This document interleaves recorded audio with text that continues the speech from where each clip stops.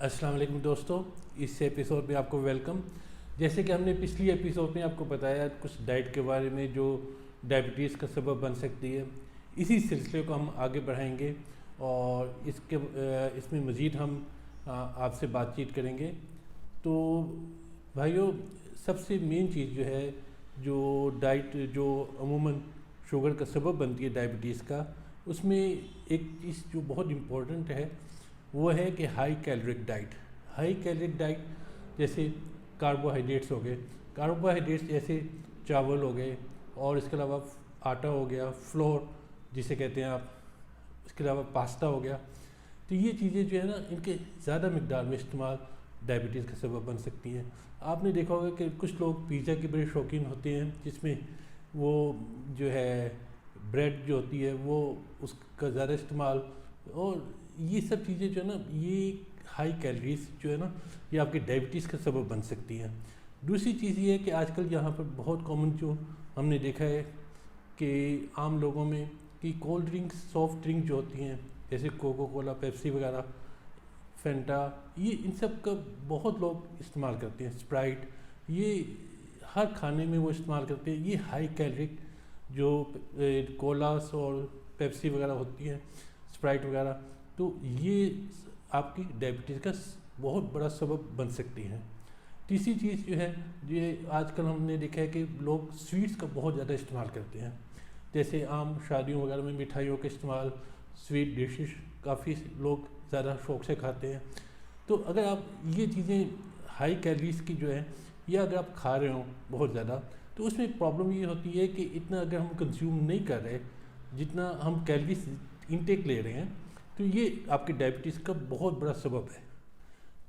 ہونا یہ چاہیے کہ اگر ہم یہ چیز استعمال کر رہے ہیں تو ان کو کنزیوم بھی کریں، جیسے ہم ایکسرسائز یا جم یا کچھ نہ کوئی ایکٹیویٹی یا سپورٹس، یہ اگر ہم جاری رکھیں تو ہم اس سے بچ سکتے ہیں۔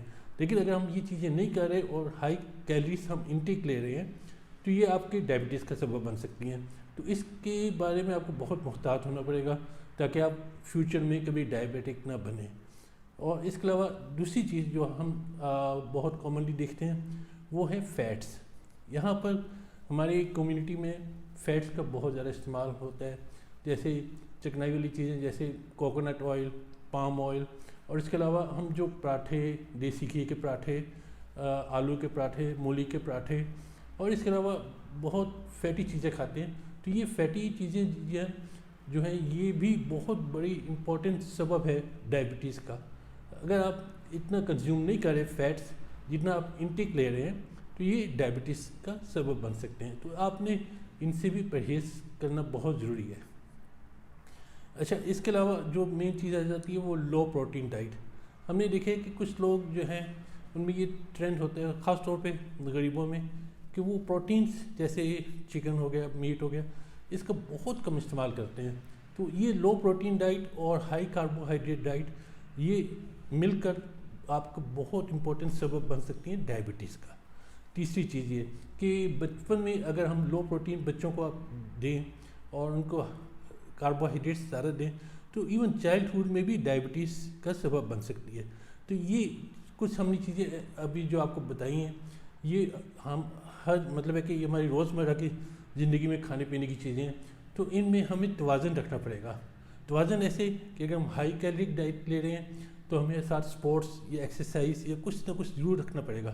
لیکن اگر ہم جو ہے فیٹی چیز زیادہ لے رہے ہیں، سیم چیز یہی کہ ہم ان کو کنزیوم بھی کرنا ہے، یہ نہیں کہ بس ہم نے اس کو کھاتے رہنا ہے اور بیٹھے رہنا ہے۔ آج کل کے آپ نے لائف سٹائل میں دیکھا ہوگا کہ لوگ جو ہیں کاروں پہ، موٹر بائکس پہ زیادہ سواری کر رہے ہیں، سائیکلس اب بہت کم مقدار میں ہو گئے ہیں۔ زیادہ سائیکل کے جتنے بھی تھے وہ آپ موٹر سائیکلس نے لے لیے، اور موٹر سائیکل اور اس پہ آپ اتنی کیلریز کنزیوم نہیں کر پاتے جتنی کرنی چاہیے۔ آپ کو واک، آپ کو ڈائٹ، آپ کو ہر چیز کا توازن رکھنا ہوگا۔ نہیں رکھیں گے تو یہ ڈائبٹیز کا سبب بن سکتی ہے۔ اس میں ہم نے اس ایپیسوڈ میں ہم نے یہ چیزیں سب ڈسکس کی۔ اگلی ایپیسوڈس میں ہم ایک اور بہت امپورٹنٹ سبب پہ ڈسکس کریں گے جو سٹریس ہے، جو آپ نے دیکھا ہوگا کہ آج کل بہت زیادہ کامن ہو گیا ہے۔ تو پوری ہماری اگلی ایپیسوڈ سٹریس کے اوپر ہوگی۔ تو آپ کے دیکھنے کا بہت بہت شکریہ، اور اللہ حافظ۔